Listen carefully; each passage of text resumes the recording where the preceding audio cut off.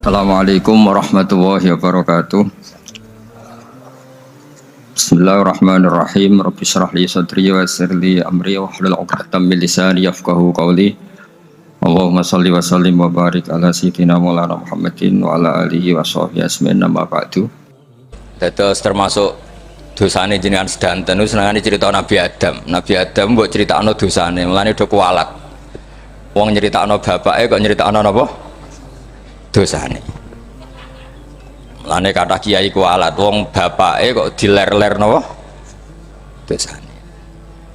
Mulane nak cerita Nabi Adam niki kedah sempurna. Terus niki kula cicil juz tunggal napa wa 'allama Adamal napa?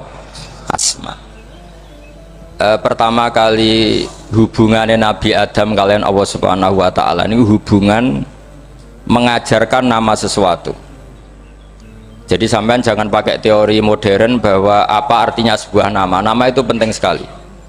Sekali penamaan itu salah, berarti Anda menstatuskan secara salah, dan itu berakibat fatal. Jadi semua kesalahan manusia, mulai periode syirik, mensekutukan Allah itu karena kesalahan menyebut apa?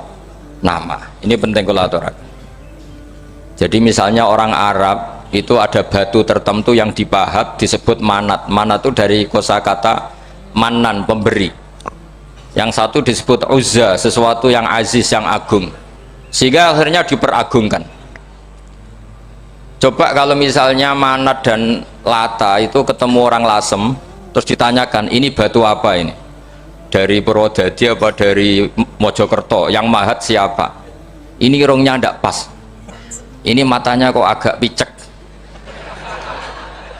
Andekan distatuskan seperti itu, kira-kira disembah apa enggak? Enggak. Iki pas pembuatan ini pate protol terus digenti gitu. Sehingga setiap kemusyrikan itu semua para nabi ngendikan inhiya illa asmaun sammaitumuha antum wa abaukum ma anzalallahu biha min sultan. Sebagian ayat ma anzalallahu biha min sultan. Bahwa kesalahan-kesalahan yang kamu timbulkan itu karena kamu kesalahan bikin nama. Makanya status itu penting. Nanti sampean tahu pentingnya yang saya katakan ini. Nanti setelah sampean mati, nanti mesti nyari saya karena kenangan ngaji ini. Ini Mas Atabik itu mas saya. Beliau seorang dokter, tapi saya tidak akan bilang dia dokter karena nanti anak cucunya inginnya jadi dosen. Tapi kalau saya menstatuskan dia turunan Mbah Sambu, babai wong alim. Wah anak putune arah alim isin. Dan di status no pegawai negeri dosen, anak putune golek duit pikirannya kan. Karena status itu mengilhami, apa status itu? Karena itu yang dikenalkan. Makanya ini penting. Fir'aun ketika dianggap sebagai Tuhan itu karena dia berhasil menamakan dirinya orang yang nggak pernah sakit, dan dia penguasa. Penguasa itu artinya apa? Dia memimpin sekian orang. Akhirnya dianggap Tuhan. Tapi ketika debat terbuka sama Nabi Musa, pertama mohon standar mawon gimike. Pertama kata Fir'aun, wama Rabbul Alamin, lalu Tuhan kamu itu siapa? Kata Musa, yang menuhani langit dan bumi. Fir'aun masih bisa berargumentasi, setahu saya di bumi Tuhan hanya saya. Soal kemungkinan Tuhan Anda di langit, terus Fir'aun nyuruh Haman, ya Haman ibnili sorhal la'ali abluhul asbab as-samawati fa'attali'a ila ilahi Musa. Tapi kalau itu dibuktikan, nanti Musa pasti kalah, karena kalau Fir'aun naik ke langit pasti gak melihat Tuhan. Wong yang Nabi saja gak melihat, apalagi Fir'aun, pasti dia bilang gak ada. Tapi apa yang bisa mengalahkan Fir'aun adalah argumentasi status. Kata Musa, Rabbukum wa Rabbu abaikumul awalin, yang nuhani nenek moyang kamu. Artinya kalau Fir'aun Tuhan, itu berarti Tuhan balita, karena mbah-mbahnya dulu tanpa Tuhan, karena Tuhannya lahir terlambat. Akhirnya Fir'aun saat itu juga, para pengikut Fir'aun langsung menjadi mukmin meskipun menyembunyikan imannya. Karena kalau Fir'aun Tuhan, berarti mbah-mbahnya tidak punya Tuhan, karena Tuhannya baru dilahirkan kemudian. Artinya gini, andaikan Fir'aun distatuskan al-maulud, orang yang dilahirkan, maka tidak akan ada orang yang menuhankan Fir'aun. Atau Fir'aun dibahasakan wujida ba'da alam yakun, dia ada setelah dulu-dulunya tidak ada. Apapun hebatnya Donald Trump, apapun hebatnya Cleopatra, apa Fir'aun, semuanya itu wujidu ba'da alam yakunu, mereka ada dari tidak ada. Yang seperti ini pasti tidak Tuhan. Makanya Allah mengenalkan manusia itu sederhana supaya tidak pernah jadi Tuhan. Hal ata alal insani khinum minad dahri lam yakun syai'am mazkura. Manusia itu siapa? Ya manusia itu makhluk yang ada dari tidak ada. Dengan status itu nggak mungkin kamu tuhankan. Ini penting saya utarakan. Jadi buah gerakan Allah itu pasti dimulai salah penamaan. Makanya saya kemarin ketika Mbah Mun intaqala ila rafiqil ala, ketika beliau wafat, saya bilang ke anak-anak Anwar, statuskan Mbah Mun sebagai orang alim, allama, al-faqih, muridnya Sayyid Alawi, muridnya Mbah Zubair. Sekali Anda menstatuskan beliau orang besar, tepaan santri sing mau luhur kepengin ditiru besar tok. Nah niru besar tok terus ana santri mau ita itu tok ngerasa gede repot. Sama, makanya saya nggak pernah. Sebenarnya saya tahu Mas Atabik ini Mas saya itu dosen, saya tahu, tapi saya tidak pernah ngomong dosen. Ngono anak-anak era menjadi wong alim, menjadi dosen malah langsung berarti wong alim, malah celoko mana. Jadi karena salah status itu nanti panjang, akibatnya itu panjang. Makanya saya itu sebetulnya ya risih dikatakan Gus Bak itu orang alim, sebenarnya risih, tapi saya seneng saja. Sing seneng beniru alime, sing hasut tak jak kompetisi. Jadi tak nikmati ya.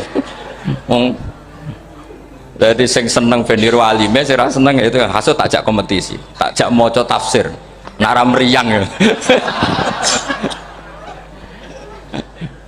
Engkono paling maca primbon mek terjemah. Ini penting, jadi itu yang disebut wa'allama adamal asma. Makanya Allah itu mengkritik semua kesalahan manusia dimulai dari salah penamaan. Makanya saya kemarin Pak Pilpres sering bilang, kalau presidennya ini maslahat, kalau enggak ini enggak maslahat. Mana ada kemaslahatan ditentukan hanya oleh seorang presiden? Itu tauhid kita di mana? Memang kita secara syariat harus milih sesuai ijtihad kita, tapi tidak usah dong menggantungkan kesejahteraan sama seorang makhluk, itu tidak boleh, secara tauhid nggak boleh. Makanya ini penting sekali, jadi nggak boleh orang salah nama. Kita tetap memilih presiden, milih kiai, milih siapa saja, tapi tidak boleh menstatuskan manusia sama dengan status Tuhan. Itu bahaya sekali dalam ilmu tauhid. Terus yang ketiga, kenapa nama itu penting? Begini, alam yang dipakai Quran, alam itu nama ya, alam mangkul, semua alam. Wah nanti subuh tak jamin pinter nih, tapi saya tetap mau setengah jam, karena saya tahu sampai subuh pun kira-kira ya tidak pinter, jadi ya setengah jam. Jadi nanti kalau kamu ditanya kenapa tidak pinter, mari Gus Bak mulangi mau setengah jam, punya alasan. Kalau sampai subuh kok gak pinter kan, goblok banget nanti subuh orang pinter. Ya nah orang-orang bilang gitu. Lah anak sing ngomongin, oh mesti salah metode, gurune yang salah. Diulang orang pinter-pinter mesti salah sing mulang gitu. Malah repot lagi nanti. Saya beri satu teori bahwa nama itu penting. Rasulullah itu pernah guyon gini, ini guyon betul, ada di hadis sahih, ada di juz 3 di kitab Bukhari. Allah itu kalau ingin bully, Allah itu suka bully, suka goda orang. Kalau ingin bully orang kafir itu menamakan kekasihnya namanya Muhammad. Makanya Nabi pernah guyon, ala ta'jabuna kaifa yasrifu wa an lisatma quraisin wa la'nahum. Kenapa Anda nggak pernah berpikir bahwa Allah begitu mencintai saya sampai bikin nama untuk saya itu nama yang membingungkan semua orang kafir? Karena kalau Abu Jahal nyari Muhammad mana, itu kalau kamu tahu bahasa Arab berarti artinya kan orang terpuji mana, padahal Abu Jahal itu menghindari kata orang terpuji, jadi bingung dia. Muhammad kamu jancuk, coba kamu terjemah, wahai orang terpuji kamu, itu kan kacau semua. Makanya Allah itu suka bully. Jadi kata Nabi Muhammad, kamu tahu betapa Allah itu mencintai saya dan bikin bingung orang-orang yang menghujat saya, karena mereka kalau menghujat saya tetap menamai Muhammad. Itu coba kalau kamu tahu bahasa Arab, mana Muhammad orang yang Berarti kira-kira kalau Abu Jahal miso itu jancuk kamu Muhammad. Berarti artinya apa? Wahai orang terpuji, kamu jancuk. Ini kalimat yang kacau kan? Akhirnya Abu Jahal pinter. Kalau nyari Muhammad bilang gitu. Ya mudzammam, ainal mudzammam. Makanya kata Nabi, yastamuna mudzammaman wa yal'aununa mudzammaman wa ana Muhammad. Akhirnya Abu Jahal kalau nyari Muhammad, ainal mudzammam, mana orang yang tercela? Akhirnya orang-orang tanya, mudzammam itu siapa? Muhammad itu loh. Akhirnya dia keliru lagi. Ya Muhammad itu loh. Akhirnya ya bilang Muhammad lagi. Jadi kayak apa? Makanya itu saya mangkal kalau sama orang ndak anaknya Kiai jenenge Agus, karena ya tetap diceluk Gus. Karena ya saya itu punya teman itu gak Gus, mangkalnya bukan main sama anaknya Kiai. Dia punya cita-cita anaknya nanti dinamai hanya Agus saja, supaya semuanya manggil Gus. Terus nanti yang hasut ya bilang Dus. Kayak kemarin pas pilpres itu macam-macam. Tapi ini penting saya utarakan, jadi nama itu nggak boleh salah, status juga nggak boleh salah. Makanya saya ingin misalnya anaknya Kiai kok jadi pejabat, ya sudahlah, jabat itu. Saya betul, saya sampai sekarang dengan Gus Yasin itu ya tetap nyucup. Saya bilang ini putra guru saya, ini Gus saya. Saya tidak pernah membahasakan beliau wakil gubernur. Bahayanya nanti suatu saat, oh ini mantan, kan repot. Jadi ini penting, status itu penting. Orang sekali salah status itu bahaya, ke depan itu bahaya sekali. Karena tadi saya bilang, tadi misalnya banyak kan anaknya orang-orang alim alamah, terus anak cucunya jadi dosen atau jadi doktor gitu. Terus ini yang jadi status. Nggak boleh seperti itu. Ya sudah, dokter secara akademik, dia jadi PNS karena kestatusan itu, tapi di keluarga tetap saja status alimnya saja. Atau mudawimul khairi, mudawimut tahajud, mudawimu apalah, ini selalu tahajud, ini selalu deres, ini selalu ibadah, sehingga anak cucu kita ya kenangannya itu. Anak-anak saya meskipun kecil itu jamaah terus, karena ya saya selalu jamaah. Dan saya melihat kalau anak saya tanya, Pak kenapa bapak sholat terus, ya saya bilang sepantasnya jadi manusia sujud, cuma selama melok dudunya melok nganggo pangeran dibayari ya ora gelem. Kata saya gitu, wong nganggo mewong ya bayar, lagi nganggo bumine pengiran ra bayar wis anggap aja sujud itu bayar, kata saya gitu. Sehingga merasa sujud itu satu identitas. Ini penting saya utarakan karena tadi saya betul-betul mengenang istilah Allah wa 'allama adamal asma. Semua kesalahan itu kata para nabi in hiya illa asmaun samaitumuha antum ba'atalkum. Kita membahasakan misalnya presiden Amerika orang terkuat di dunia. Bagaimana mungkin orang terkuat kemudian agak mangan sedino lemes? Hebatnya ning ndi? Iku nak pas mulas weteng ya agak ngising ya lemes. Hebatnya apa? Makanya Allah ketika menerangkan Isa itu tidak Tuhan, itu Allah sederhana cara ngendikan.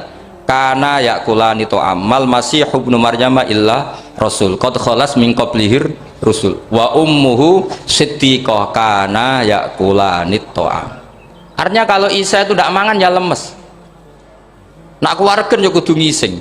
Lah terus mbok sembah terus piye? Jadi gak kebayang seorang Tuhan kemudian kalau gak makan tuh lemes. Berarti statusnya Isa apa? Orang yang lemes kalau tidak makan. Terus kamu Tuhan kan? Aneh gak? Aneh. Jadi andaikan manusia dengan status yang diterapkan Allah, yang distatuskan Allah, itu pasti tidak ada yang salah. Karena yakulanit. Kalau terus nomale, mohon santai mawon. Kalau ki ikhlas orang arah gelo santai mawon. Wong umpama ora sida ngaji ora gelo apa meneh trimo mik rusak. Santai. Nggak, karena saya itu insya Allah nggak akan pernah salah nama. Saya punya cerita ya tentang nama itu. Ketika seseorang baik sama tetangga, itu kalau sampean seorang mukmin yang mukhlis, mukmin yang ikhlas, pasti ya karena diperintah Allah. Saya ngajar seperti ini karena diperintah Allah. Baik sama pernah sepuh karena saya turunan Mbah Sambu, ya karena menghormati Mbah Sambu. Itu bagus. Sehingga dulu itu ada ulama, saya berkali-kali cerita, ada ulama punya tetangga itu berdua anak muda. Ya Ahmad, silahkan ke rumah saya. Datang. Setelah datang ke rumah pemuda tadi, kata pemuda tadi, ya Ahmad silahkan kembali, saya tidak butuh kamu. Kembali Imam Ahmad dan santai saja. Setelah kembali sekian menit dipanggil lagi, ya Ahmad, saya jadi butuh kamu, datang ke rumah saya. Datang lagi. Setelah datang, saya tidak butuh kamu, silakan pulang. Pulang sampai 3 kali. Itu Imam Ahmad senangnya bukan main, kelihatan ceria, senang. Lama-lama mudah ditanya, ya Ahmad, kenapa anda tidak tersinggung? Bukankah itu menyakitkan? Enggak, kata saya. Tapi saya akan menyebalkan. Enggak, kata saya. Kata Imam Ahmad, kenapa aja? Saya ini diperintah sama Allah, kan apik mbek tangga. Dadi nek mbok undang ya teko. Mbok kon mulai ya mulai. Alhamdulillah iso nglakoni perintahe Allah. Dadi aku ora ono hubungane mbek kowe. Sehingga orang itu gak bisa didikte oleh di sekelilingnya karena ya hubungannya langsung sama Allah Subhanahu wa Ta'ala. Jadi dulu tuh orang jadi wali itu segampang itu. Kalau kamu kan enggak, hukum tentang tetangga itu kamu kayak orang kapitalis, kayak orang komunis, pakai teori sosial. Nak diapik yo apik, dielek yo elek. Itu kan pikiran PKI itu. Artinya satu perilaku sosial didikte oleh makhluk itu perilaku orang mukmin atau orang ke PKI. Itu orang PKI. Kalau orang mukmin yang mangkana yu'minu billahi wal yaumil akhir fal yukrim jarahu, kita baik sama tetangga karena diperintah Allah, sehingga kecewa ada kecewa ya santai saja. Imam Ahmad katanya, kenapa engkau tetap ceria? Aku ora urusan mbek kowe, urusanku mbek pangeran. Pangeran. Saya ulang lagi ya, terus tentang napa wa 'allama adamal asma. Jadi andaikan seorang manusia melakukan kebaikan karena dia makmur, amarahu wa, kita diperintahkan Allah baik sama tetangga, ya biasanya tetap seperti itu. Kita diperintahkan Allah baik sama, sehingga ketika ngalami kayak yang dialami Imam Ahmad, kita santai saja. Ketika kita datang bi amrillah, ketika kembali ya bi amrillah, sehingga ya sudah kita dapat pahala. Tapi kalau kamu kedikte secara sosial, maka kamu akan menjadi orang murahan, yaitu seorang ulama didikte oleh anak muda yang kampungan. Justru kita kalah kan, kita kampungan sekali karena kita ulama senengnya kalau disenengkan orang, mangkelnya kalau dimangkelkan orang. Artinya apa? Kamu didikte makhluk. Itu kerennya di mana coba? Kerennya di mana? Nggak ada sama sekali. Apalagi yang dikte trimo canom sing goblok sing desa. Kamu seorang ulama besar. Tapi kalau kamu hubungannya dengan Allah, dia muji kamu, alhamdulillah dipuji. Dia memaki kamu, alhamdulillah dapat pahala lewat jalur sabar. Kan santai saja. Sehingga saya berkali-kali bilang, setan itu untungnya tidak pernah ngaji saya. Kalau ngaji dia pasti ngerusak metode, merubah metode. Tapi saya tadi berdoa supaya ngaji ini gak didengar setan. Setan itu ya goblok betul. Setan itu kan suka ya kalau anaknya kiai, cucu kiai dibikin konflik. Dia ngiranya dengan konflik pondok itu tidak solid. Ternyata enggak. Misalnya masa tabik konflik sama keluarga Bani Lasem, terus ada yang minggat ke Papua kemana-mana. Namanya turunan kiai di mana-mana tetap bikin pondok, bikin masjid. Yang dulu masjid hanya ada di Lasem, barokahnya tukaran ada di mana-mana. Lah itu namanya setan, itu salah perhitungan apa? Makanya gobloknya dia itu udah ngaji saya. Kalau ngaji tak kasih tahu, itu bahaya itu. Bikin kiai konflik itu bahaya. Iya betul. Islam ada di Indonesia itu ya barokahnya konfliknya sahabat. Sayyidina Ali dan Sayyidina Muawiyah itu konflik. Banyak sahabat netral yang ingin menghindari itu mau ke Cina. Di Selat Malaka sebagian terdampar, terus ada yang ke Aceh, ada yang ke Sumatera. Namanya Syekh Baros, itu muridnya Sayyidina Ali. Makanya awal Islam di Indonesia dimulai Syekh Yusuf Baros itu. Kalau Timur Tengah nggak ada tukaran tuh nggak ada, Islam menyebar kemana-mana. Nah setan ngiranya kalau sahabat tukaran itu nanti kacau, ternyata enggak, malah Islam menyebar kemana-mana, barokahnya tukaran. Dulu Solo karena konflik ya banyak ulama yang ke Lasem kemana-mana gara-gara Solo nggak kondusif. Akhirnya kayaknya keduman basambu, keduman macem-macem. Sedungak nomawon kiai tukaran terus bukan apa-apa. Yang penting ora bacok-bacokan, rasanan-santetan wis. Pokoknya rasan-rasanan ringan, sudah itu bagus. Memang Allah bikin seperti itu, nggak apa-apa.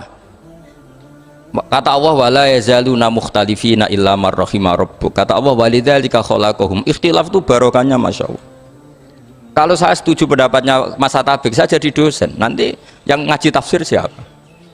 Tapi kalau dia setuju saya, dia jadi ahli tafsir, yang jadi PNS siapa? Ya sudah, barokahnya khilaf. Dia jadi PNS ya dapat gaji, tapi gaji itu bisa dihitung. Kalau naik harus tambah prestasi. Kalau saya kiai min haitsu la yahtasib, pasti cepat kaya saya. Karena rezekinya kiai itu tanpa batas. Makanya haji saya itu plus. Saya itu tidak kaya, tapi haji saya haji plus. Masa tapi paling reguler. Karena rezekinya kiai itu min khaisu la yahtasib. Makanya saya pernah disoal sama teman-teman dosen di UI, Bapak kok berani pulang ke Rembang? Kiai itu kan rezekinya agak jelas. Kata saya justru gak jelas itu bagus. Kalau sampean kan konsisten segitu nilainya, kalau saya enggak, kata saya. Jadi tak nikmati saja. Karena saya hamba Allah, bukan hamba negara. Kalau hamba Allah ya gaji Allah, kalau hamba negara ya negara itu negara sama Allah kayak mana? Allah ya sudah pinter berarti sudah. Jadi jangan pernah kita ini salah nama. Kalau salah nama itu bisa panjang. Makanya ada wali itu kalau dongo itu rontok kriminal, tapi malah pangeran seneng. Sampai dalam riwayat itu innahu yudhikuni al yauma salah samarat, wali itu bisa menertawakan saya 3 kali. Itu kata Allah. Itu kalau dongo itu agak kriminal, tapi mesti mustajab. Tapi kalau kamu niru sudah ada mustajab, karena ini KW, copy paste. Itu kalau dia datang ke Raudhah itu bilang gini wali tadi, ya Allah, saya ingin jadi orang baik. Jika engkau turuti doa saya, maka surra habibuk, kekasihmu ini menjadi senang. Tapi jika saya jadi orang jelek, surra aduwuk, yang senang itu iblis. Sekarang milih mana jenengan, menyenangkan kekasih kamu atau menyenangkan musuh kamu? Itu cuma riwayat. Terus kata Allah bilang ke Nabi Muhammad, karena wali kan ada alam roh, wis kandhani wis mustajab, coba lain itu kayak gue. Segampang itu wali punya hubungan. Saya ulang lagi ya, tapi jangan ditiru. Karena kamu tidak wali, nanti setelah wali niru gak apa-apa. Ya Allah, saya ini ingin jadi orang baik. Kalau saya jadi orang baik, maka surra habibuk, kekasihmu menjadi senang. Kalau saya jadi orang buruk, surra aduwuk, musuh kamu menjadi senang. Tinggal engkau lah sekarang sebagai Tuhan, senang menyenangkan kekasih kamu, menyenangkan musuh kamu. Ya tentu Allah pilihannya kan senang menyenangkan kekasihnya. Terus kata Allah, sudah sampai situ aja doanya, jangan panjang-panjang, baca-baca malah repot. Semudah itu mereka hubungan dengan Allah SWT karena mereka tidak pernah salah nama. Kalau kita kan tidak, kita tidak mesti walinya, tidak mesti istiqomahnya, kiai saja karena diangkat MUI, bukan karena kiai betul, atau diangkat di struktur kepengurusan NU. Terus doa pakai namanya sendiri, ya Allah, saya ini ngitmai agama sudah lama, mbok ya saya ini jadi gini-gini. Status kamu itu belum ada di arsy itu. Ini penting saya utarakan, jadi nama status itu penting sekali. Sehingga semua kesalahan saya ulang lagi itu karena status. Ini penting saya utarakan karena sekarang itu banyak nama itu disepelekan.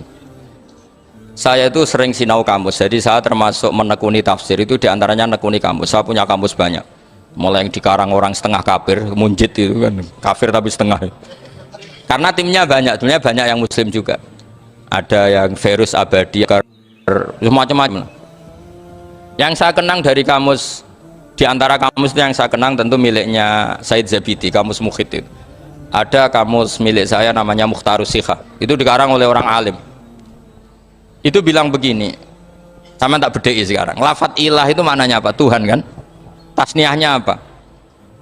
Dia bilang isim ini tidak punya tasniah. Dia bilang ilah, normalnya tasniahnya ilahani, jam'ahnya taksir alihah. Tapi kata dia nggak boleh, lughat seperti itu nggak boleh, karena kullusmin harus yadullu ala aini musammahu. Ilah itu nama tunggal untuk Allah, sehingga karena Allah itu tunggal nggak boleh ada tasniahnya ilahani. Karena kalau ilahani berarti kamu nerjemah apa? Dua Tuhan, berarti kamu nganggap ada Zaidun, ketika Zaid dua kamu bilang Zaidani. Kalau banyak kan nggak pernah ada Tuhan dua atau tiga. Makanya kata pengarangnya itu Abu Bakar Ar-Razi itu kata beliau, wahadal ismu la musanna lahu wala jam'ah wa innama jama'uhu wa sannauhu, katanya. Isim ini tidak punya tasnya, tidak punya jamak, tapi kalau orang-orang katanya, orang-orang itu bilang ini ada jamaknya, ada tasniahnya. Ini penting sekali karena kesalahan itu nggak ada. Cara teori Quran itu kesalahan itu tidak ada. Yang ada adalah orang salah. Beda loh ya, tak wari dadi wong pinter. Makanya ini sampai subuh tak wari dadi wong pinter. Saya ulang lagi ya, kesalahan itu tidak ada. Yang ada itu orang salah. Pernah ada nggak 1 tambah 1 15? Nggak ada kan? Tapi kalau orang salah bilang 15, ada. Pernah nggak putih ini hakikatnya hitam? Nggak pernah kan? Tapi kalau orang salah, misalnya Rabun bilang ini hitam, ada. Sehingga ini penting ini dalam teori ilmu mantek. Setiap Allah menyalahkan mereka itu kata Allah yaquluna bi afwahihim, mereka itu melafatkan dengan mulut mereka bahwa Tuhan itu tiga, misalnya bahwa Lata Hubal itu Tuhan. Itu kalimat yang keluar dari mulut mereka tapi tidak menunjuk hakikat. Makanya kata Allah kaburas kalimatan takhruju min afwahihim, sungguh kalimat itu kalimat kriminal betul yang keluar dari lisan mereka. Karena apa? Normalnya kalimat itu tadullu ala musammahu atau musammaha. Yang namanya kalimat misalnya putih yang menunjuk putih, hitam menunjuk hitam. Nah kalau Tuhan yang menunjuk Allah, Tuhan kok ditunjukkan ke batu, itu kan kacau. Tuhan kamu siapa? Hubal, itu batu apa Tuhan? Batu. Tuhan kamu siapa? Yesus. Yesus itu manusia apa Tuhan? Manusia. Makanya kata Allah kaburos kalimatan takhruju min, mesti tulisannya iyaquluna illa kadiba. Ini penting saya utarakan. Jadi makanya kesalahan itu tidak ada, yang ada itu orang salah. Makanya kata Allah ja'al haqqu wa zahaqal batil. Kalau ada hak pasti batil itu hilang. Tapi orang yang meyakini kebatilan banyak, tapi kebatilan itu tidak ada. Pernah ada enggak 1 tambah 1 15? Enggak pernah ada kan? Tapi kalau orang bilang itu ada. Ini penting saya utarakan. Makanya kamu jangan janggal. Kata Allah ja'al haqqu wa zahaqal batil. Ternyata sekarang kebatilan ada di mana-mana. Barang batil itu enggak pernah ada. Yang ada pelakunya. Misalnya nyon sewu, misalnya gini, zina itu mengenakkan apa enggak? Kata orang yang ahli nafsu mengenakkan, tapi hakikatnya tidak pernah mengenakkan. Sekarang tanyakan yang pernah melakukan itu, yang terhantui dosa oleh itu, hakikatnya menyakitkan apa mengenakkan? Menyakitkan. Tapi yang bilang mengenakkan ada, tapi hakikatnya tetap menyakitkan. Nah, semua kesalahan manusia itu dimulai cara membahasakan. Mengambil uang negara, korupsi, itu kata yang baru keturutan nafsu nih, enak punya uang banyak, mengenakkan. Tapi kata yang sudah ketangkep, menyakitkan. Nah faktanya korupsi itu dihisap sampai akhirat, statusnya itu menyakitkan apa mengenakkan? Menyakitkan. Andai kan orang menstatuskan korupsi menyakitkan, maka akan menjauhi korupsi. Makanya semua kesalahan itu dimulai dari salah memberi nama. Ini penting saya utarakan supaya kamu kalau menafsirkan Quran itu nanti terus benar. Makanya setiap kesalahan kata Allah apa? Kaburas kalimatan takhruju min afwahi. Nah kalau kalimat itu nyata, kata Allah kalimatu haqqin aliyana hya wa aliyana mut wa aliyana nub'as. Atau katanya istilah pengiran dzalika bi anna wa huwal haqqu wa nama yatuna min dunihi wal batil. Nanti terus urut, sampean baca Quran nanti bisa kayak saya, urut, konsisten. Yaitu tadi. Misalnya Fir'aun itu orang pakai status yang diajarkan Allah ke kita. Fir'aun adalah wujida ba'da alam yakun. Fir'aun adalah makhluk yang sekarang ada, tapi dulu-dulunya tidak ada. Padahal sebelum ada Fir'aun sudah ada bumi, ada langit, ada matahari. Sebelum ada Yesus, ada Isa, sudah ada bumi, ada matahari.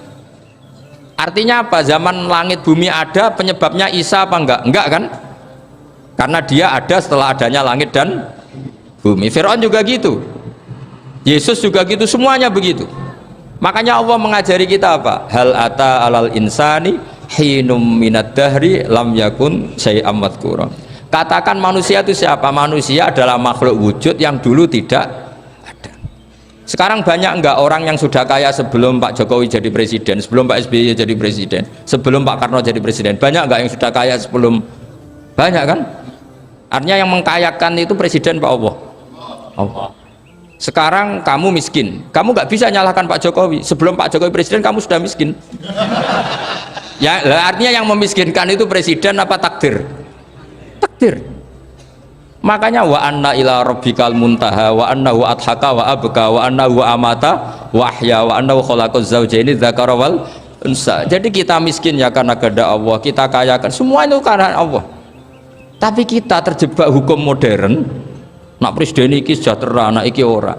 Ya mungkin secara bahasa syariat mungkin ada benarnya, tapi kita ini kan dilatih ilmu hakikat. Tak ulang malam 13 Dzulhijjah masuk ilmu cek syariat tok. Oh gak pinter-pinter banget cek gobloke kan gitu. Daftar wali kok ilmune ngono iku ora iso. Ini penting saya utarakan. Jadi saya ulang lagi. Makanya di Quran itu ilmu tertinggi diantaranya menurut orang tasawuf qulillah tsumma dzarhum fi khaudihim. Saya itu gak pernah loh takut mati meskipun saya masih muda, karena saya bayangkan mati itu ya baik-baik saja. Ketika saya hidup ya nggak tahu cara ngelola nyawa saya, kenapa kok tidak pergi? Kamu tahu caranya ngelola nyawa kamu, kok nggak mati sekarang? Nggak tahu kan?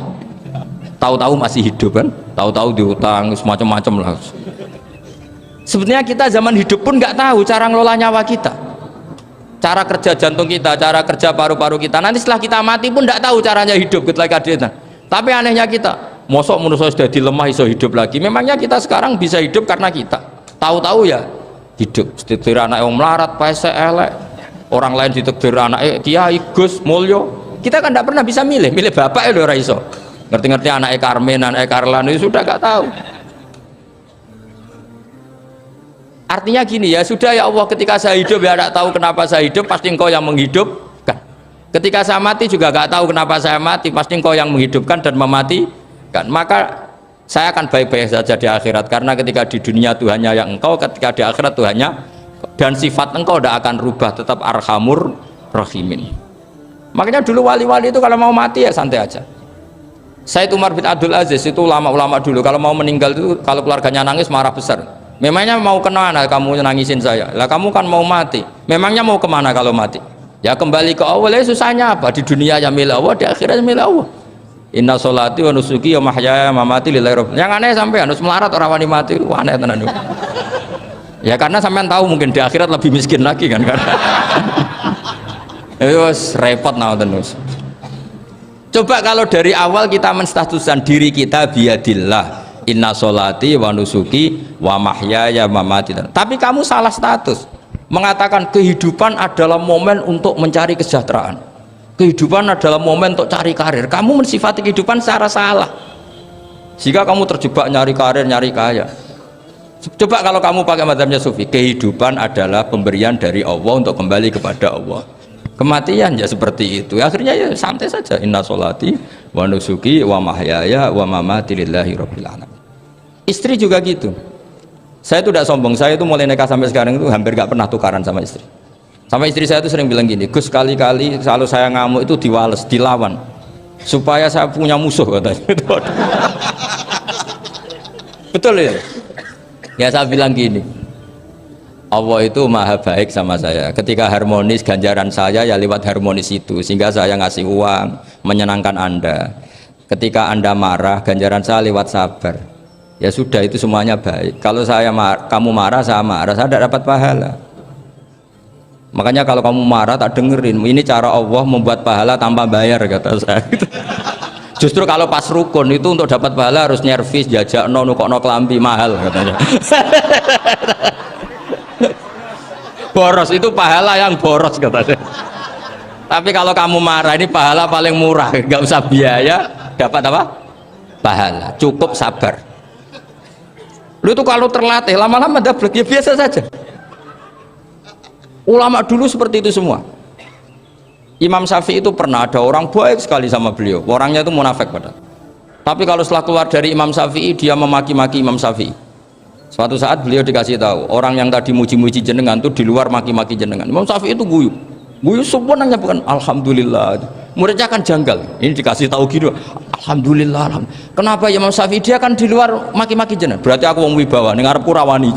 Ya jadi dianggap enteng saja melihat. Berarti aku wong wibawa, ning ngarepku ora wani. Ya sudah. Terus ketika ditanya, tapi itu kan bahaya bagi Anda karena memfitnah Anda gini-gini. Kata beliau, zaka Allah. Yang kritiknya bahaya itu hanya Allah Ta'ala. Yang lainnya nggak bahaya. Karena ini makhluk doif, nggak penting. Loh, kamu sampai tersiksa dikritik orang karena kamu nganggap makhluk itu penting. Ini gobloknya sampean. Goblok segoblok-goblok saya itu. Coba kalau kamu mensatukan makhluk tetap makhluk, kritiknya nggak penting. Selesai kan? Selesai nggak? Ini problem Anda tidak wali itu, kalau dikritik ya susah. Makanya tidak wali itu problem menurut saya. Makanya saya nggak ingin nggak jadi wali itu kan. Karena hanya wali yang hidupnya itu la khaufun alaihim wa lahum yahzanun. Orang dulu tuh semudah itu hidup. Gampang sekali. Dulu ceritanya diantara ceritanya manakibnya Said Ja'far Shadiq itu, kalau ada orang memaki-maki dia itu dikirimi hadiah. Kenapa ya? Karena kebaikan kamu telah kamu berikan kepada saya, ini hadiahnya. Sampai malu yang kritik itu. Kan kalau orang rasani itu kan kebaikannya dikasihkan sama yang dirasani. Lah kamu kan ngajinya seperti itu, tapi dirasani kok susah. Harusnya kan kasih aja, ditransferi saja. Alhamdulillah. Ya karena kita salah menamain tadi. Sing rasani pembenci, pembenci itu bahaya. Sehingga kamu mereaksi secara serius. Coba kalau kamu pakai hukumnya Allah dan Rasul, pembenci itu pemberi kebaikan. Istri marah adalah pemberi kebaikan. Ada yang berani mulai meraktekan? Latih begitu terus, insya Allah nanti hidup kamu barokah. Itu disebut wa'allama adamal asma. Dan itu yang diajarkan Rasulullah. Rasulullah itu kalau ngajarkan hidup itu gampang sekali. Allahumma ja'alil hayata ziyadatan li fi kulli khairin wal mauta rohatan li min kulli syarrin. Jadi kalau kita hidup anggap saja peluang untuk nambah kebaikan. Kalau kita mati anggap saja akhir dari semua potensi kejahatan kita. Anda sekarang mungkin tidak zina tapi potensi zina. Anda sekarang tidak korupsi, potensi korupsi. Anda sekarang tidak selingkuh, tetap potensi selingkuh. Lah anggap saja kalau mati berarti akhir dari segala potensi itu. Alhamdulillah. Makanya saya tuh nggak pernah takut mati. Karena saya misalnya setiap saat mati ya saya nanti akan bilang, ya Allah ini sudah mau mati berarti mau akhir dari segala potensi keburukan saya. Alhamdulillah. Makanya itu ulama-ulama dulu kalau ada preman mati, saya guys tonggone ra gelem muni saya. Wah preman kurang ajar. Saya guys tonggone tetap ra gelem muni saya. Padahal kiai ini mending saya guys pun mati pun mboten sakit macam-macam niki pasti. Karena dia dengan mati berarti rohatan mingguli syarrin, keburukannya tidak terulang lah. Lah keburukan nggak terulang lagi itu saya apa buruk? Saya. Makanya kiainya minta saya guys niki tonggone cek menengahin. Saya guys menengahin. Makanya suatu saat kalau ada gitu kamu harus bilang apa? Saya pun buatan jahat malih pun mati. Jadi kayak apa coba?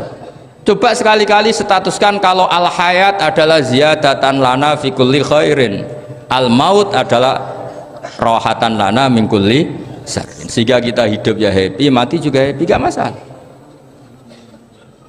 Terus kayak misalnya mendingin, tapi anak bojoku piye? Memang selama hidup anak bojo bahagia. Ketoke ya tambah musibah ya, Cok. Malah sombong lagi kamu, seakan-akan kamu Tuhan yang bisa mensejahterakan manusia. Wong isih urip bojomu wis ndonga muga-muga nang mati malah.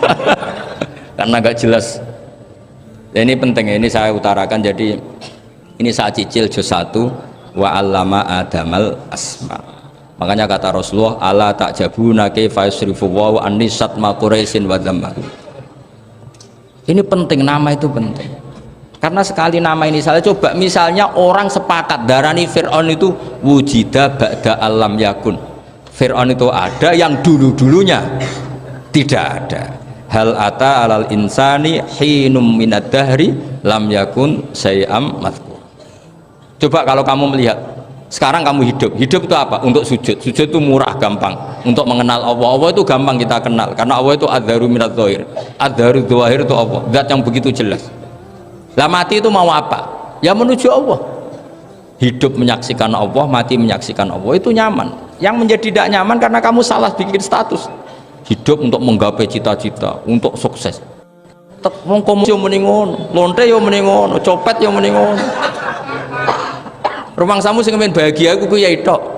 Rumangsamu sing men duwe akeh ku tok. Coba copet kamu tanya, kenapa kamu nyopet? Ingin punya uang banyak. Terus kiai tak kok sering dakwah kena opo? Repot to. Nak jawabe ngono maksudnya. Tapi nak jawabe dakwah nyebarno Islam aku ora dibayar apa-apa. Waras berarti, napa? Ini penting saya utarakan, makanya saya itu mau ngajar itu diantara itu. Al ismu ya dulu ala musamma. Maka itu hebatnya Quran. Quran itu ketika menjamakkan kata ilah itu diulang. Qul law kana ma'ahu alihatun kama yaqulun, kata Allah. Karena lafadz ilah itu nggak boleh dijamakkan. Itu jamak kriminal ya. Loh kok tidak kriminal gimana coba? Kalau Zaidun itu satu, boleh nggak kamu mengatakan ja'a Zaidani? Nggak boleh kan? Kalau Zaidun satu, boleh nggak kamu mengatakan ja'a Zaiduna? Nggak boleh kan? Sama ilah itu satu apa dua? Satu. Boleh nggak kamu katakan ilahani, dua Tuhan? Nggak boleh. Makanya Allah kalau mengatakan alihah itu qul law kana ma'ahu alihah, andekan. Lau itu andekan. Itu aja masih ditututi kama yakulun, sebagaimana mereka katakan. Karena lafadz ilah itu tidak pernah punya jama' alihah. Makanya Allah ngerti kan, qul law kana ma'ahu alihah, masih ditambahi kama yaqulun, tapi itu kata mereka kira-kira gitu.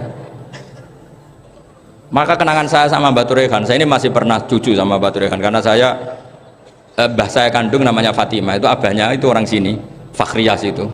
Ibunya itu orang Kudus, makanya saya ini ya turunan Kudus, turunan Tasem.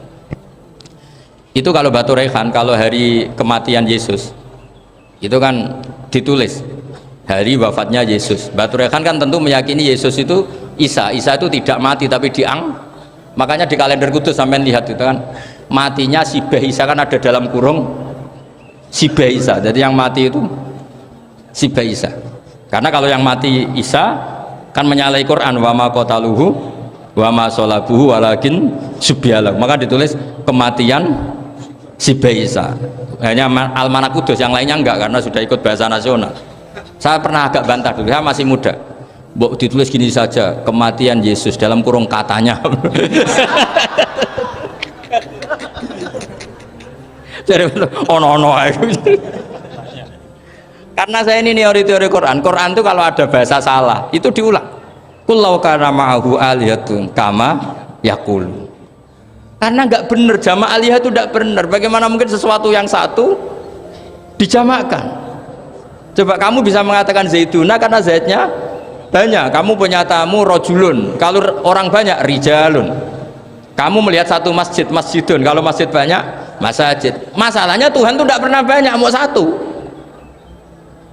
Makanya itu hebatnya kamus-kamus yang dikarang orang alim. Bahas tasniahnya ilahun itu lam yujad katanya. Tapi wajaduhu wasamauhu. Tasniah ini nggak ada secara hakikat, tapi mereka ada yang menjamakkan, yaitu mereka-mereka yang salah. Makanya tadi dalam ilmu mantek kesalahan itu tidak pernah ada, yang ada adalah orang yang salah. Paham? Jadi kesalahan itu tidak pernah ada, yang ada adalah orang yang satu tambah satu pasti dua, nggak mungkin empat nggak ada, lima nggak ada, tapi orang jawab salah banyak.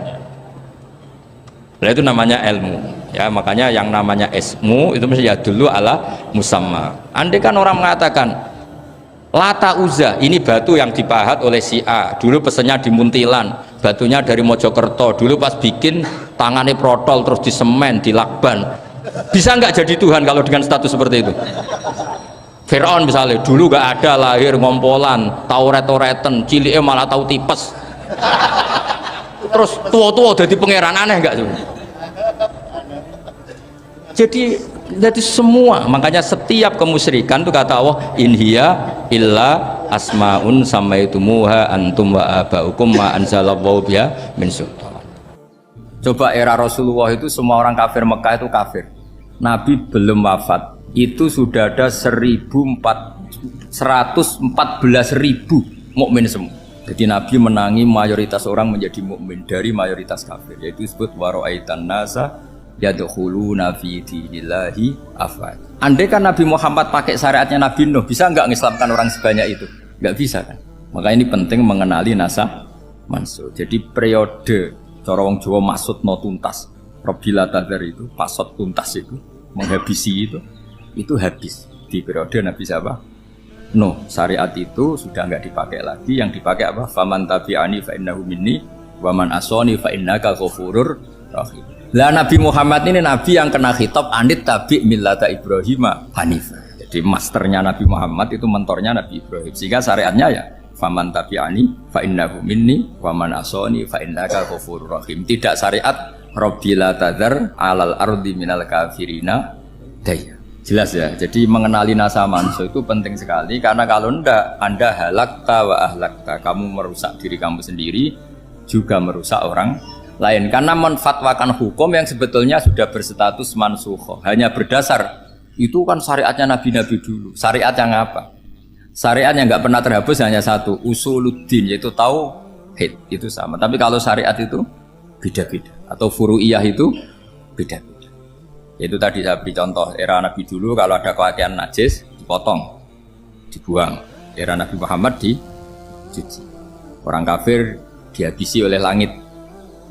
Era Nabi Muhammad nggak boleh, bahkan didoakan Allahumma hdi qaumi fa innahum la ya'lam.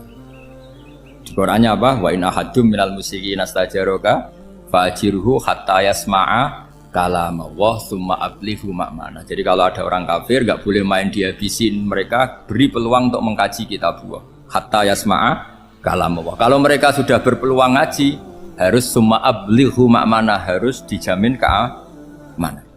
Ya, karena apa? Dzalika bi annahum qaumul la ya'lamun. Bagaimanapun mereka memang karena tidak tahu.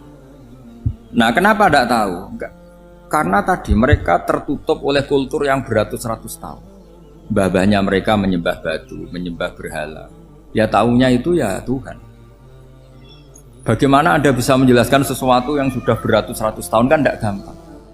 Maka ada periode dimaklumi, apa?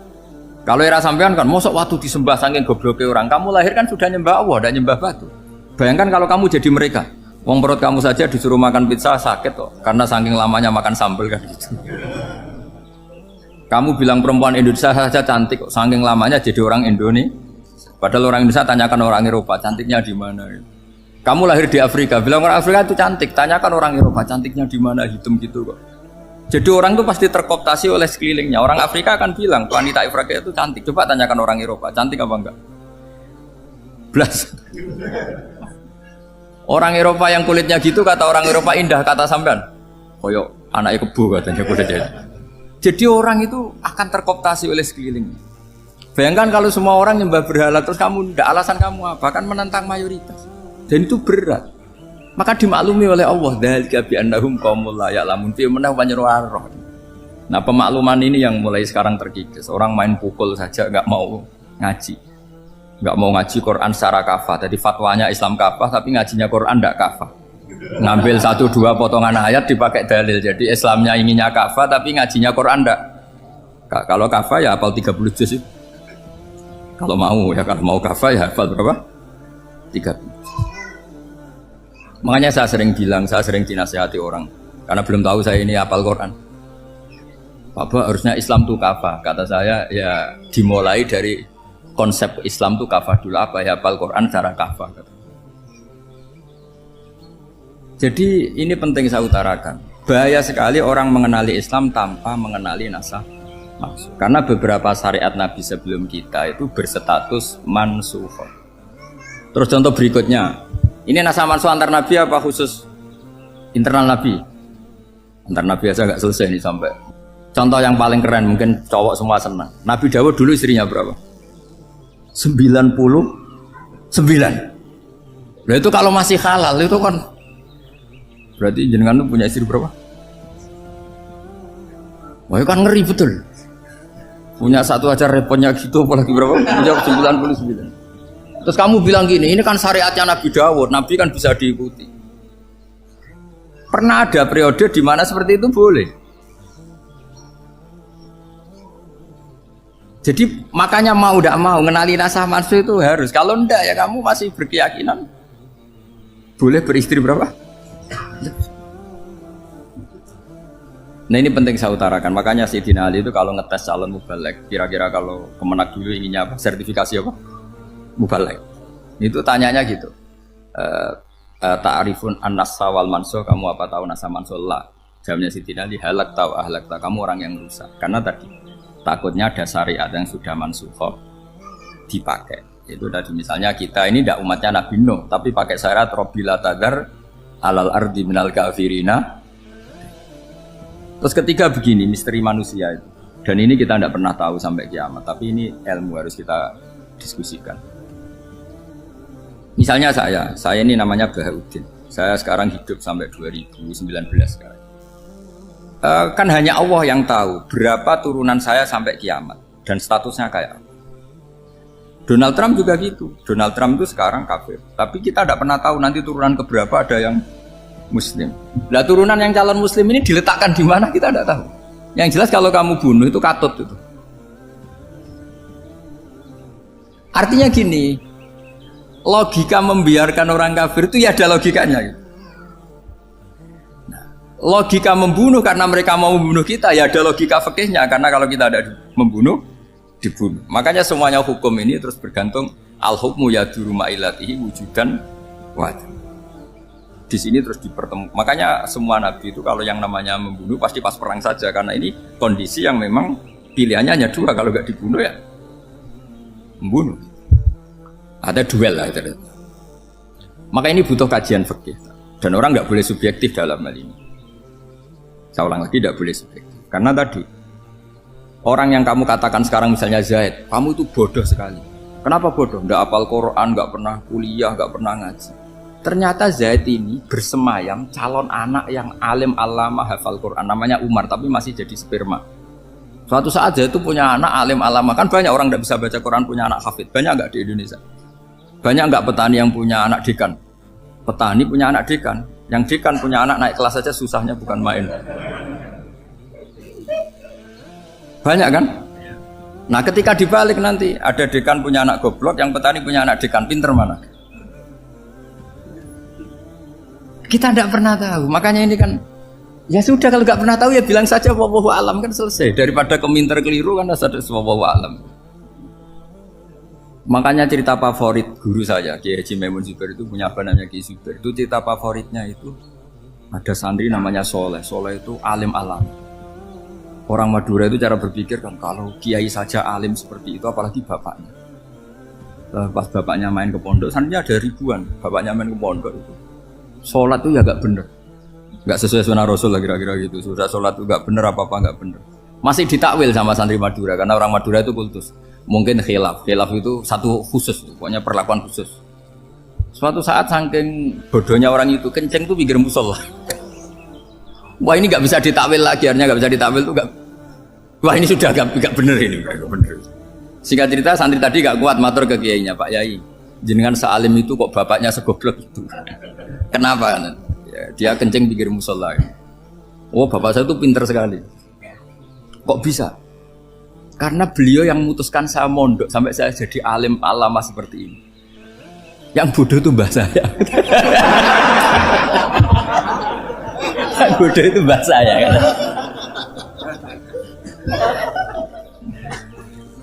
Artinya gini, sekarang misalnya Anda dekan atau Anda rektor atau Anda profesor atau Anda kiai top mubalek kondang. Anda mubalek kondang terus punya anak gobloknya bukan main atau apalagi anaknya ketangkep KPK. Yang satu anaknya orang bodoh jadi dekan. Kalau kompetisi ini pinter mana coba? Ada ahli metodologi tapi anaknya itu terlibat narkoba. Yang ini petani utun, anaknya dekan. Kira-kira kalau dikompetisikan pinter mana? Anaknya pinter petani tadi. Gitu. Yang ketika petani kamu vonis bodoh gitu. Tapi siapa tahu kalau ini menyimpan calon. Paham ya? Kita tidak pernah tahu. Makanya Quran selalu ngajari dalam ilmu sosial itu wa in adri la'allahu fitnatul lakum wa mata'un ila. Dalam ilmu sosial itu kita harus jawab tidak tahu. Karena mudah. Makanya saya tadi pagi ngaji di direktorat saya bilang, saya pernah diprotes orang, Gus kamu udah jelas 01 atau 02. Ya saya jawab, manusia itu makhluk yang paling gak jelas. Sekarang soleh suatu saat bisa saja gak soleh. Yang sedang gak soleh suatu saat soleh. Sesuatu yang mungkin rubah kok kamu fanatik itu gimana? Nalarnya itu gimana?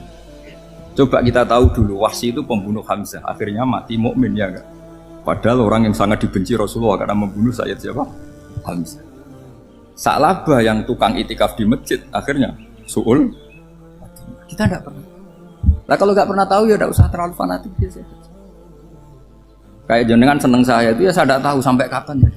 Saya seneng sampai kapan ya. Kayak suami istri. Pas nikah harmonis bulan madu sampai kapan bertanya. Yang jelas paling awet itu pasangan jelek itu pasti awet. Makanya jadi guyonan pasangan itu jangan baik-baik gak awet, kalau jelek itu ternyata maksudnya cantik sama ganteng itu suatu saat pasti jadi jelek. Yang jelek sama jelek pasti jelek terus. Makanya jadi guyonan. Kalau pasangan jelek itu awet katanya, tapi kalau pasangan baik ternyata baik wajahnya itu pasti gak awet. Suatu saat pasti jelek, tapi yang jelek awet karena mulai dulu ya jelek sampai gitu. Awet jeleknya maksudnya bukan. Ya jelas ya, jadi saya mohon sekali ini ilmu. Sampai ndak urusan, ini bukan urusan cocok ndak cocok, tapi ilmu. Ilmu harus kita dengar bahwa syariatnya para nabi itu yang sifatnya furu'iyah, tidak usuliyah, tidak tauhid itu potensi rubah. Sehingga mengkaji nasab manusia itu satu keharusan seorang ulama. Makanya setiap ada syariat nabi hal hadis syariah mu'abbadah amla, mansukhoh amla. Karena potensi itu tinggi. Kita tahu dulu semua Nabi sholat menghadap apa? Baitul Maqdis. Era Rasulullah dipindah ke Ka'bah. Tapi kalau kamu katakan total Baitul Maqdis ya tidak juga. Nabi Ibrahim mulai dulu madhabnya ke Ka'bah. Tapi kalau Nabi Musa ke Baitul Maqdis. Terus kamu bilang ini 0102 ya ada, memang syariat jadi sesuatu yang furu'iyah. Nah, kenapa ini furu'iyah? Jawabannya sederhana. Ketika seseorang menghadap Ka'bah itu menghadap batu apa menghadap Allah? Allah. Ketika menghadap Baitul Maqdis hakikatnya menghadap Allah apa menghadap Baitul Maqdis? Allah. Maka menghadap Ka'bah itu sebenarnya masalah furu'iyah. Yang masalah usuliyah adalah inni wajjahtu wajhiya lilladzi fataras samawati wal ardh. Yang permanen adalah menghadap Allah Subhanahu wa ta'ala. Cuma secara prosedur syariatnya secara zahir menghadap Ka'bah. Maka potensi rubah karena ternyata itu furu'iyah, untuk kiblatnya itu furu'iyah. Yang permanen adalah menghadap ke Allah Subhanahu wa ta'ala.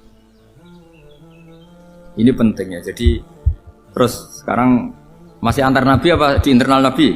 Ini sudah mau selesai, sudah habis ini. Internal. Ini sudah selesai, ini sudah pas. Mohon Pak ambil. Oh. Jam ini sudah. Sampai mana tadi? Diteruskan apa enggak? Sudah ya, sudah kayaknya sudah. Biar kelihatan cerdas. Sekali pertemuan sudah pinter gitu. Berapa? Setengah jam sudah pinter gitu. Yang internal nabi apa antar nabi? Internal ya, sudah sekarang ke internal. Kalau internal lebih banyak lagi contohnya. Yang masyhur tentu masalah Baitul Maqdis. Dulu Rasulullah pernah sholat menghadap Baitul Maqdis 16 bulan. Berapa? 16 bulan. Kila 17. Pokoknya khilafnya hanya 16 dan 17. Kalau ada bilang 10 bulan berarti gak pernah ngaji. Khilafnya, karena khilafnya itu hanya 17 sama 16. Akhirnya sama Allah diminta disuruh menghadap ke Ka'bah. Saya ulang lagi, itu tetap masalah antar nabi sebetulnya. Begini, makom itu kalau dalam bahasa Arab bukan kuburan. Kalau di Indonesia kan makomnya Sunan Bonang itu kan kuburan. Kalau makom dalam bahasa Arab itu sesuatu yang pernah dipakai singgah, itu namanya apa? Makom. Lalu Rasulullah itu pertama di Medina itu madhab Baitul Maqdis itu 16 bulan. Orang Yahudi senangnya bukan main. Sampai mereka bilang gini, Muhammad tuh gaya-gaya nantok punya agama baru, tapi kiblatnya ikut kita. Baguslah anak itu katanya, masih tahu diri katanya. Bagus katanya itu masih tahu diri. Jadi senangnya bukan main orang Yahudi. Karena kiblatnya Muhammad sama dengan mereka. Ya tentu mereka jangkar Muhammad, bukan Sayyidina Muhammad atau Rasul Muhammad, karena mereka masih gak iman. Nabi itu ya agak tersiksa karena beliau secara gen turunan Nabi Ibrahim dan kiblatnya Ibrahim itu Ka'bah. Agak tersiksa tapi sami'na wa ata'na tetap madhab ke Baitul Maqdis berapa? 16 bulan. Suatu saat Nabi Muhammad itu disuruh madhab Ka'bah. Ini dengerin. Akhirnya madhab ke Ka'bah. Apa yang terjadi? Orang Yahudi komentar gini, Muhammad itu gimana? Dia di perantauan, rindu sama keluarganya. Terus rindunya itu diaplikasikan jadi perilaku agama. Jadi dia madhab Ka'bah dianggap kangen. Kayak saya kan orang Rembang. Rembang itu apanya Jogja? Timurnya apa? Nggak, Jakarta itu mana Jakarta itu? Barat sana ya? Ibaratnya saya orang Jakarta, terus merantau di Jogja. Dulu kiblatnya itu menghadap ke timur. Terus ketika madhab ke barat kata sampean, wah itu Pak Dune kangen apa? Keluarga. Juga kurang ajar orang Yahudi. Jadi orang Yahudi itu memang paling pinter bully. Makanya kalau sampean tukang bully itu ya agak-agak ya enggak. Saya enggak ngomong agak ya, pokoknya agak-agak ya. Pinter bully orang Yahudi. Makanya enggak ada orang debat sepinter orang Yahudi. Yang bisa ngalahkan hanya Tuhan itu. Orang Yahudi yang bisa ngalahkan hanya Tuhan. Sayyidina Ali tak orang paling terkenal cerdas. Itu kalau sama orang Yahudi itu pusing. Karena ya apa logikanya itu? Saya beri sekian contoh. Ada orang Yahudi tanya gini, Muhammad, kalau kambing mati itu yang bunuh siapa? Ya Allah, mati langsung itu. Agama kamu itu aneh, Mak. Yang langsung sentuhan Allah haram, tapi yang lewat tangan-tangan jahil manusia malah halal. Harusnya itu yang halal kan orisinal, langsung Allah yang bunuh. Jadi utaknya itu aneh, dari cara berpikir itu aneh. Nah cara sampean ini kan, nak halal pangan kue. Tapi Nabi kan nggak boleh bertutur kata kasar gitu. Kalau yang jadi Nabi saya untalan ngono kan gitu. Tapi Nabi kan nggak boleh kasar. Jadi Nabi itu problem karena nggak boleh apa? Kasar. Kalau kita kan gampang, wis nak halal luntalan kan selesai, Pak. Tapi Nabi nggak boleh kasar gitu. Jadi enak jadi nggak Nabi, nggak sampean itu kan enak. Mau keliru ya pantas, mau apa saja pantas. Karena kan nggak panutan. Kalau Nabi nggak bisa. Meluruskan kebenaran itu harus tetap sesuai akhlak. Ya, jadi agak kerepotan. Makanya punya Umar, alhamdulillah ada yang nggak perlu aturan itu. Jadi enak. Jadi ya itu memang aturannya harus itu. Coba Nabi itu perang tapi nggak boleh bunuh. Kayak apa susahnya?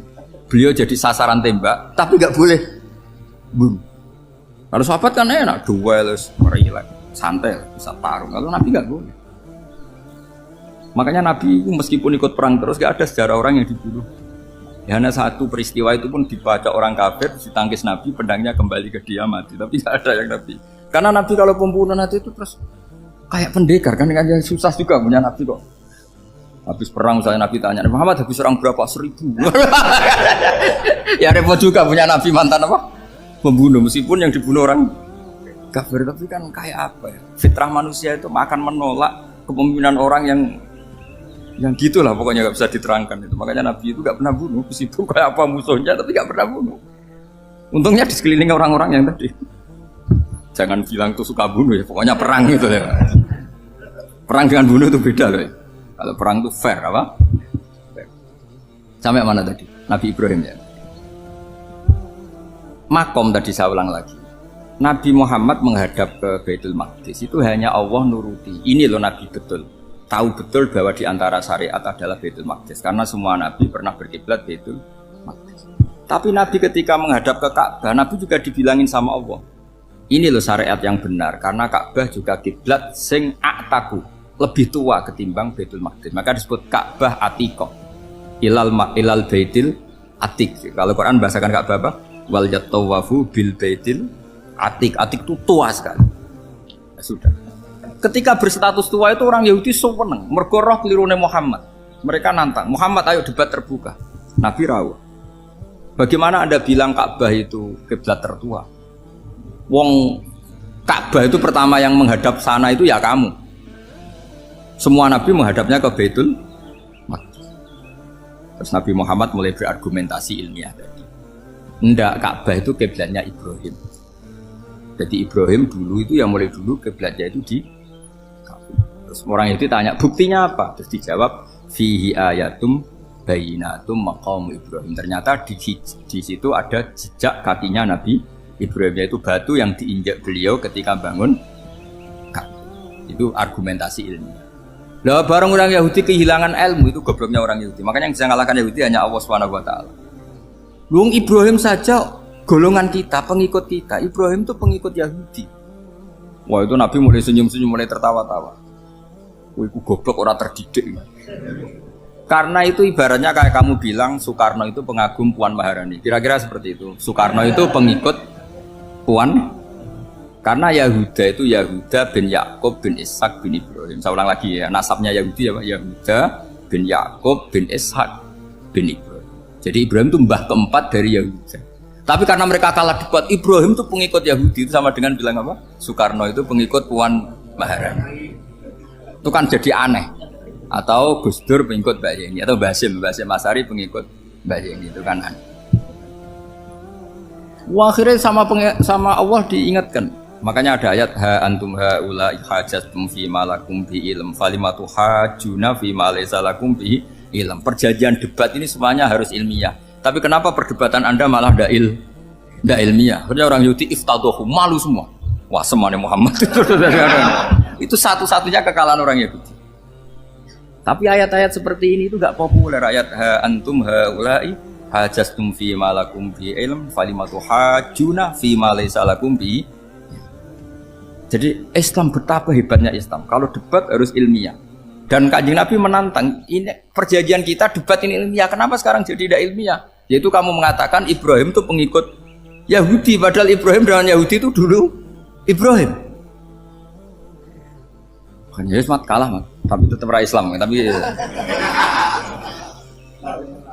nah, makanya terus Ka'bah dibuktikan ketuaannya lewat apa? Fihi ayatum bayinatum maqamu Ibrahim. Itu bukan makom kuburan. Karena makamnya Nabi Ibrahim tetap di Hebron, temudi Palestina. Kira-kira itu Palestina. Jadi Israel yo ning Israel, bola menang di. Jadi ning Israel yo ning Israel, jadi Palestina ning. Saya pernah ziarah ke sana di Hebron. Di makamnya Nabi siapa? Ibrahim. Jadi jelas ya. Jadi nasa mansul itu ketentuan yang dikehendaki Allah Subhanahu wa taala untuk menguji loyalitas manusia, menanggalkan semua akalnya. Makanya saya mohon sekali siapapun yang ngaji saya dimanapun, sekali-kali manusia itu harus menanggalkan akal. Sekali Anda pakai akal, maka Anda akan ingkar dengan nasa mansul. Nasa mansul itu hukum yang direvisi, yang dibatalkan. Makanya orang Yahudi lagi-lagi pinternya orang Yahudi. Merovokasi orang-orang yang Islamnya belum kuat, diprovokasi gini. Ungzuru ila Muhammadin tahayyara fi din yukhillu yawman wa yuharrimu ukhra. Lihat itu Muhammad, dia kebingungan cara beragama. Kadang bilang A, besok bilang B. Jadi nasa mansub dianggap satu bentuk kebingungan. Gak kurang ajar tapi. Wah, akhirnya sebagian orang yang murtad. Makanya nasa mansub itu satu peristiwa yang menjadikan banyak orang murtad. Karena diprovokasi orang Yahudi bahwa itu bentuk kebingungan Muhammad. Akhirnya terus saya qulu sufa'u minan nasi ma wallahum an qiblatimul lati kanu. Kelirunya orang Yahudi adalah ternyata nasa mansub yang dipilih Rasulullah itu semuanya ada di Taurat dan Injil. Termasuk di Taurat dan Injil disifati dan Nabi yusolli ilal qiblatin, bahwa Nabi ini akan bersolat dengan dua kiblat. Makanya tetap ditantang. Kul fa'tu bitaurati fatluha in kuntum shadiqin. Kalau kamu tidak percaya bahwa saya ini orisinil, ayo bareng-bareng mengkaji Taurat. Tapi mereka tidak siap mengkaji Taurat. Karena Taurat semuanya mendukung Rasulullah Muhammad SAW. Fatluha in kuntum shadiqin. Makanya ini penting sekali ngaji. Jadi perdebatan itu macam-macam. Dan itu pinternya orang Yahudi. Ungzuru ila Muhammadin tahayyara fi dini yukhillu yawman wa yuharrimu ukhra. Ini penting sekali. Makanya nasa mansu itu uji loyalitas. Itu Imam Malik kalau mencontohkan ke Imam Syafi'i. Saya berisikan contoh fikih. Ini saya melanggar waktu. Ini sudah. Saya yang tidak mengesahkan diri saya. Ya misalnya ini ya, ini kertas saya bawa ya, ini kertas saya bawa. Terus ini tak kasih uang misalnya. Uang 100.000. Atau kalau contoh Imam Syafi'i dulu dididik Imam Malik begini. Ya Syafi'i, kalau kamu punya dua budak, dua pembantu, kalau dulu kan masih ada budak, dua pembantu lah kira-kira. Seneng mana, yang cerdas sama yang goblok? Seneng yang cerdas. Kalau yang nurut sama yang bantahan, seneng yang nurut. Nah, yang nurut itu yang goblok. Makanya tinggal dibalik saja. Kamu tak beda ya. Seneng mana punya istri yang cerdas apa yang goblok? Coba jawab.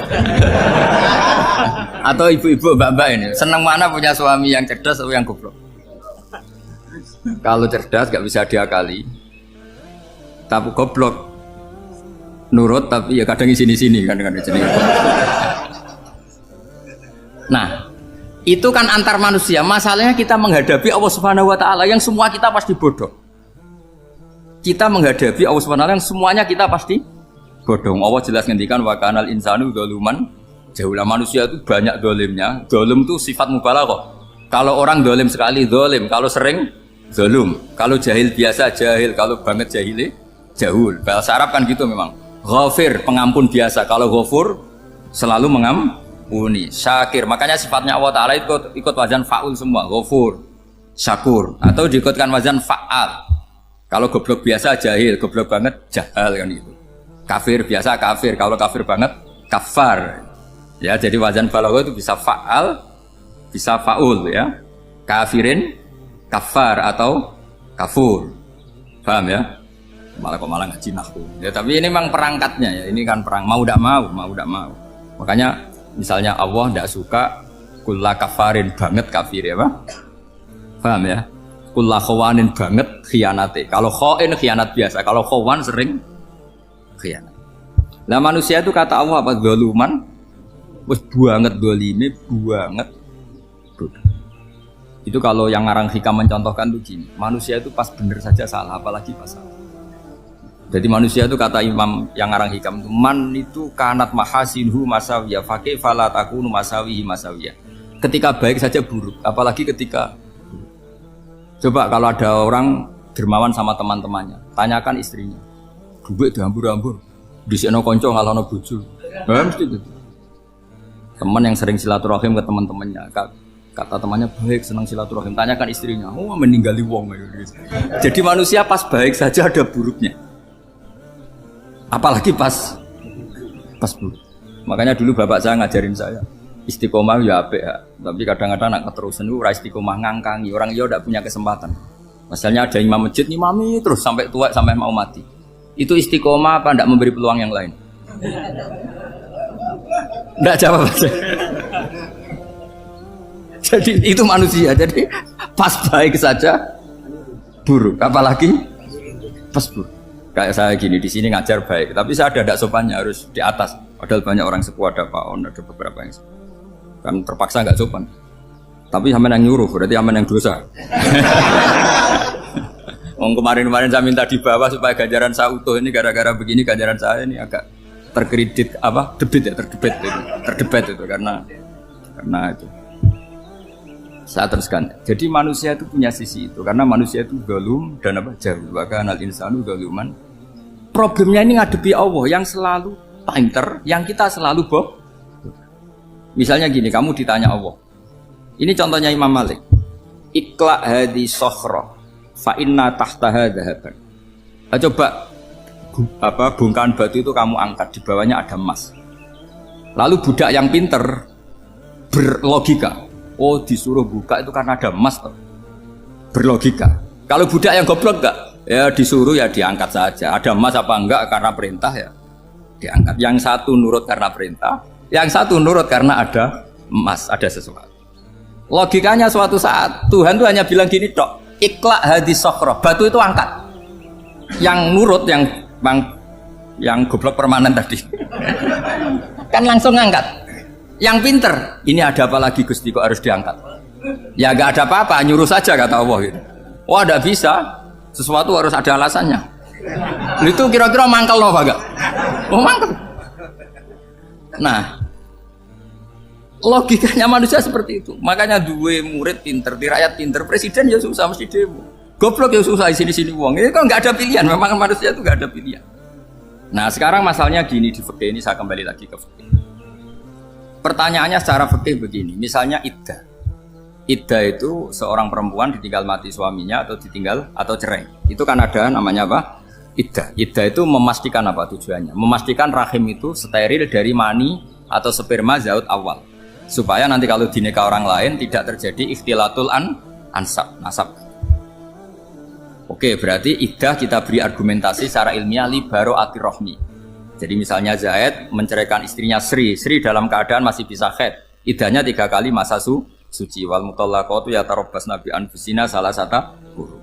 Lalu karena secara teori medis kalau haid berarti bukti tidak hamil.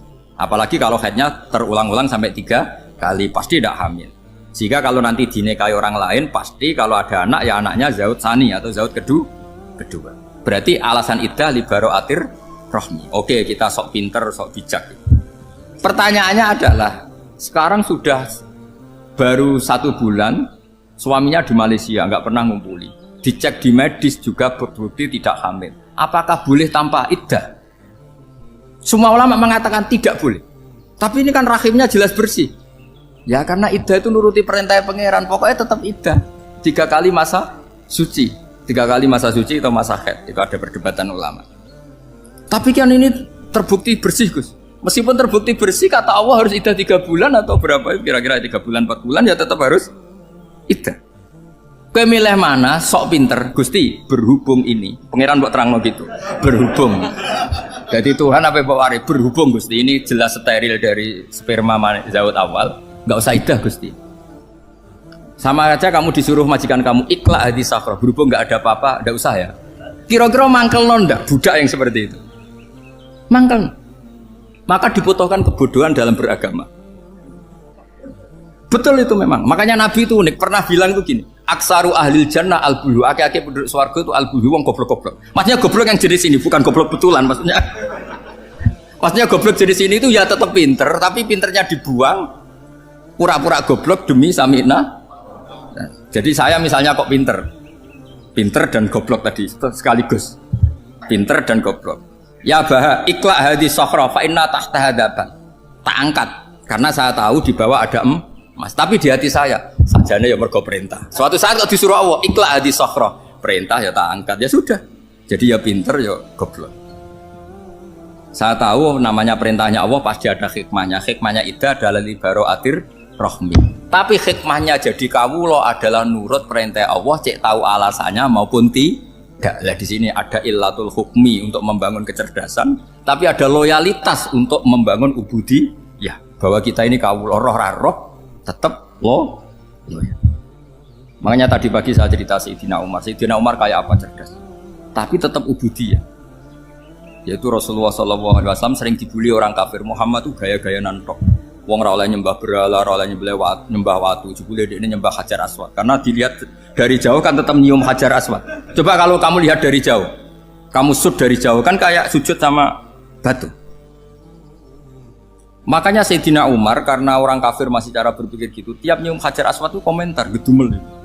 Alim tu annaka hajarun la tadurru wa la tanfa. Walau la anni ra'aitu Rasulullah qabbalaka ma qabbal. Aku roh nak watu ya ora mandoroti ra manfaati. Kalau saja saya tidak melihat Nabi nyium kamu, saya tidak sudi nyium kamu. Jadi tidak berdoa doa mustajab itu tidak gerutu. Karena apa? Umar tahu ini masalah secara tauhid. Kalau saya doa depan Hajar Aswad nanti dikira syirik karena berdoa di depan batu. Tapi kalau saya tidak nyium nyulayani sunnah Rasul yaitu nyium Hajar wis tengah-tengah nyium sambil gerutu itu sudah kompromi. Ya nyium tapi gerutu. Kayak apa? Makanya ya cerdas tapi ya goblok tadi ya cerdas. Itu uniknya Rasulullah. Jadi muji orang pintar ya sudah langit. Tapi Nabi pernah dalam satu hadis mengatakan aksaru ahlil jannah al-bulbu. Aki-aki penduduk swarga itu orang bodoh. Artinya orang bodoh itu bukan bodoh betulan kan? Dia meninggalkan akalnya demi loyalitas ubudi. Untuk menutup itu bukti begini. Perang Badar itu perang yang nggak mungkin dimenangkan umat Islam karena orang kafir itu 1000 dengan pasukan full dengan peralatan perang full. Rasulullah itu tahun kedua Hijriah itu pasukannya hanya 313. Itu pun pedang itu untuk orang 5 itu hanya ada pedang 1. Jadi kalau mau dibaca orang sih kamu nilai pedangnya aku. Itu kan nggak kebayang perang dalam keadaan seperti itu. Jadi mesti kalah, orang kok mungkin kalah mesti. Tapi Nabi tetap bilang saya ini disuruh Allah perang ya harus berangkat. Yaitu perang Badar. Kata para sahabat, ya Rasulullah ini nggak masuk akal, sudah nggak usah perang ini tidak masuk akal, mau setor nyawa. Sudah gitu dadaan, nggak ada persiapan. Lucunya apa? Sahabat itu ketika Nabi tetap berangkat. La akhrujanna walau waqti. Nabi menginginkan saya tetap berangkat meskipun sendi. Setelah Nabi berangkat sekian meter, tuh sahabat ikut semua. Kata Nabi, lah kamu kok ikut? Ya ikut saja. Kata kamu mesti kalah. Ya anggap saja setor nyawa. Demi loyalitas pada jenengan. Itu makanya nggak ada periode sebaik periode sahabat. Tapi yang gerutunya jalan. Karena gerutu ini bawaan ilmiah. Makanya kita loyal sama presiden. Tapi yang nggak cocok ya gerutunya jalan. Tapi bawaan mencintai Indonesia tetap jaga stabilitas. Itu bawaan cinta Indonesia, bukan cinta pejabatnya kadang. Gerutunya jalan. Tapi bawaan loyal sama Indonesia tetap mengaku. Bawaan loyal sama Rasulullah tetap ikut perang, bawaan akal karena nggak masuk akal ya gerutu. Dan itu uniknya Quran itu mengapresiasi itu dan dianggap nggak masalah. Saya bacakan ayatnya. Kama akhrajaka rabbuka min baitika bil haqq wa inna fariqam minal mu'minina lakarihun yujadilunaka fil haqqi ba'dama tabayyana ka'annama yusaquna ilal mauti wa hum yanzurun. Peristiwa Badar ada peristiwa kamu itu keluar untuk perang. Sahabat kamu ngikuti, tapi mereka lakarihun, nggak seneng sebetulnya. Karena nggak masuk akal. Ya geremeng tapi ya derek. Yujadiluna kaflah, mereka mendebat kamu dalam kebenaran. Jadi ya Rasulullah wong perang karuan kalah jenengan lakoni alasane nopo? Lah kowe kok melok? Ya saya harus ikut jenengan kan jenengan Nabi. Itu unik. Kalau orang sekarang mana mau kalau nggak masuk akal nggak mau melakukan.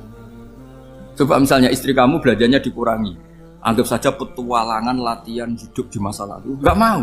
Padahal petualangan itu hal yang indah. Petualangan itu kan hal yang indah. Kan nggak mau.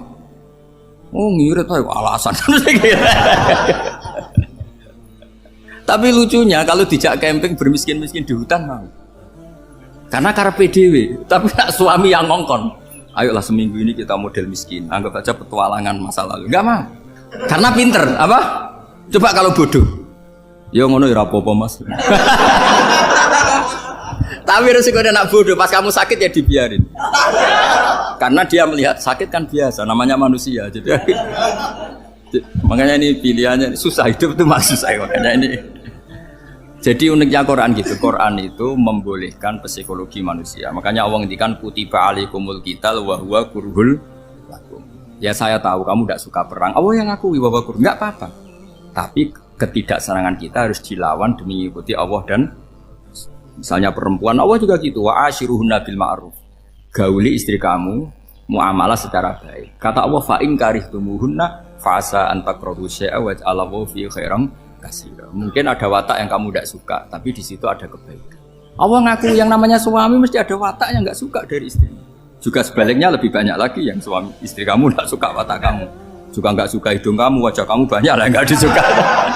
Tapi demi kestabilan negara suami istri ini mereka loyal, justru itu bagus. Maka jagalah ilmu, juga jagalah loyalitas.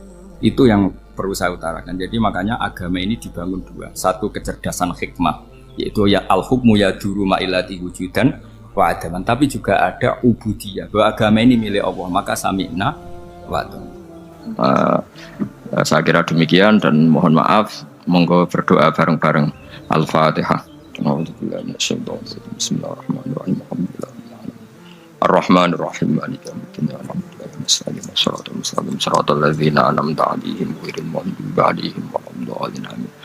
Bismillahirrahmanirrahim. Nahmaduka ya wali ya hamid wa shalli wa sallim wa barik ala sayyidina Muhammad wa ala alihi wa barik wasallam asma'in. Wa shalli ala anbiya'ika rusulika asma'in. Allahumma ij'alna ya wa ahla baldatina aminina mutma'innina alladziina la khaufun 'alaihim wa la hum yahzanun. Waj'alna salimin wa nimin mu'afin min kulli bala'id dunyal akhirah. Waj'al ya Allah salamatan yusla biha kitabukal karim. Wa salamatan ya Allah nazkuruka katsiran fi sholatina wa siyamina ya Allah. Wa taj'alana ya Allah mimman ya'buduka wa mimman yarjuka wa mimman yakhafuk. Allahumma ya ij'al hadhil baldatan thayyibatan mubarakah baldatun thayyibatu wa rabbun ghafur. Bi haqqi tatabi alaika wa na'maika ya Allah. Wa nahnu nasku ilaika ya Allah du'fana ya Allah wa qillata hilatina fa adrikna ya Allah daiman wa fi kulli hal bi alaika wa na'maika hatta nakuna ya wa salimin mu'afin min kulli bala'id dunyal akhirah. Rabbana atina fid dunya hasanah wa fil akhirati hasanah wa qina adzabannar. Sallallahu alaihi wasallam Muhammad sallallahu alaihi wasallam. Subhana rabbika rabbil izzati amma yasifun.